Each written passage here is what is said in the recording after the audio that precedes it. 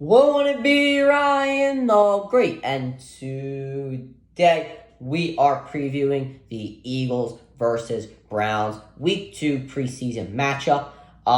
This is the second week we are getting into the Eagles games. We're slowly but surely getting into this NFL season. The season is just under a month away, guys. It's kind of crazy when you think about it, that football has come back so quickly. So I have not made a video in a few days. That is my bad. It's my fault there. But we are back for the Eagles tonight, and hopefully we're going to have some fun. I'm going to be streaming that game. And so we're just going to get right into this video. But before we get right into it, guys, make sure you guys subscribe with the post notifications on. Go subscribe to my brother, Leon the Great Blog. To make sure you guys go subscribe to my second channel at Brandon the Cod Great. Make sure you guys go follow me on X at Brandon the Great RTG. Make sure you guys go follow me on TikTok at Brandon the Great RTG. And make sure you guys go follow me on Twitch at Brandon the Great Podcast. And my free dude, ladies and gentlemen, let's right in the video. Let's roll that intro. Won't it be Ryan the Great? And today, oh hell yeah! Well, it's not that hard to understand if you know anything about football. Touchdown! A touchdown! Philly! And the Phillies walk it off!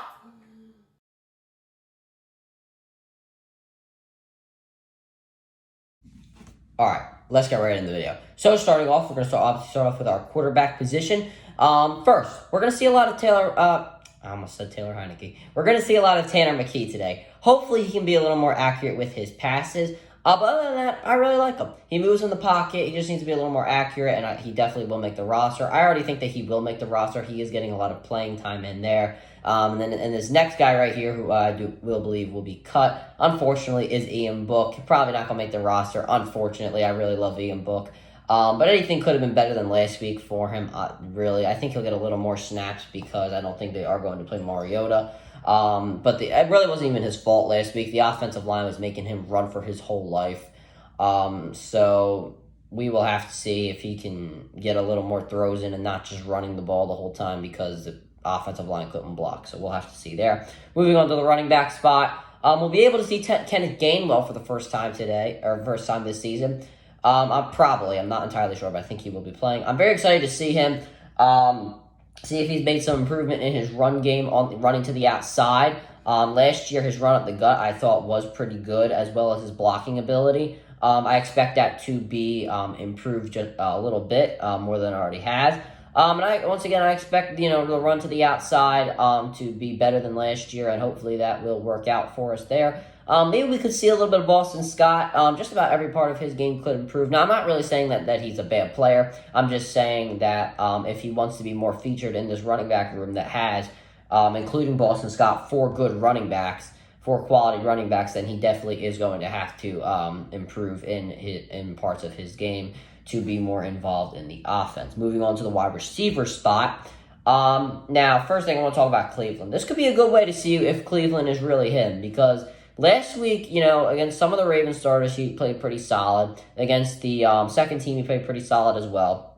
5 catches, I believe, around 62 yards with 10 targets. So only 50% of his passes, 50% of his targeted passes were completed.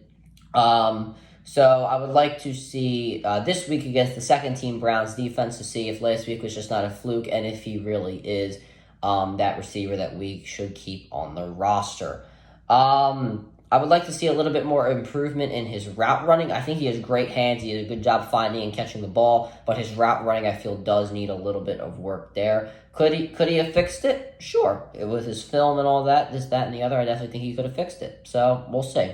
I would like to see Hasselwood involved a little more. He's a very physical receiver, as I noted last week. And I'd like to see what he can do when the ball comes his way, not just 2 catches for 30 yards. I'd like to see it if he got 5 catches somewhere around what Cleveland got last week to see if he should make the roster. Apparently, Devin Allen is supposed to play this week, and all I know about him is that he's fast because he plays on the punt team. So I will definitely take that for now, but let's see what he can do as a receiver. Moving on to tight end, that backup tight end spot is still being competed for. I mean, I do believe Stoll will get it because he didn't play that much last week. If he played at all, I actually don't even remember. I do think he will take it, which is definitely the right call in my opinion. But I think a few catches here and there from Dan Arnold could get him into the mix of maybe taking the third spot. Calcaterra did not really do much last week, so he's going to have to compete for that third tight end spot. The offensive line, not too much to say, I'll be honest. I'm not really excited for anybody on that line. I know Steele is they're trying to say that we should watch out for him on the O-line, but I'm not too interested in my opinion. I just think they have to have better pass protection because last week in the fourth quarter against Ian Book, that was a disgrace. We're moving on to defense, the defensive line. Jackson Street, and I hope I said his name right, Tilapatulo, I really hope I said his name right. All showed a lot of potential last week, but definitely I'm looking for some improvement this week. These are guys that I would expect to make the roster.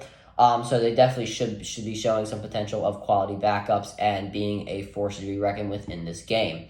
Moving on to the linebacker spot, I'm looking forward to Van Summerman. Last week I thought he had a really good game, some great tackles here and there. If he can be involved in the game plan and see what he can do, in the scheme, then I definitely think that he could have a pretty solid game like last week. Cunningham, he's supposed to play and he's competing for a starting job. So he should be on his A game. I expect him to do really well, especially he's a first-teamer, and when you're going up against second-teamers, put 2 and 2 together, I think the first-teamer should win. But I expect him to be a playmaker today, be all over that field, because once again, it's a first-teamer going up against second-teamers. Not really much more you could say there. I really hope Makobe Dean does play. I do highly doubt it, though, so I'm kind of disappointed on that, just because of the fact that he only played on special teams last season. And you would like to get him some game experience before he does go into the season as potentially one of your starting linebackers. I'm also looking for Nicholas Morrow to be the man to rack up the stat sheets if he does play this week. I do assume that he will. He also is competing for a starting job. He's had a lot of tackles last season. I expect him to do the same thing. I really don't care that it's the preseason. If you're competing for a starting job, then you got to show up no matter what game you're playing in. Moving on to corner, I'm ready for the Eli Ricks train to come to Philly because I'm hopping on the bandwagon, man. This guy is really good. A pick 6 last week. Now, I'm just saying this because he was against second-teamers. But, hey, anybody that has a pick 6 and is great in coverage, not giving up pretty much anything at all to anybody, is highly impressive. I would like the same thing this week. I do expect him to play better than last week because of the fact that he was going up against a few starters from Baltimore last week. I do expect him to going up against the Cleveland second team. He should be able to dominate this game. I'm also looking at Ringo, and I know I'm going to get some really good parts and some really bad parts, all in one game. That's just the way he plays. I'm just looking to take the really out of the bad I'm just looking to take the adjective out of bad there because I understand that he's a rookie and he is going to make mistakes. I'm not saying that he should be perfect, but when he's getting burnt by second team receivers, and he's just giving up touchdowns and stuff like that. There's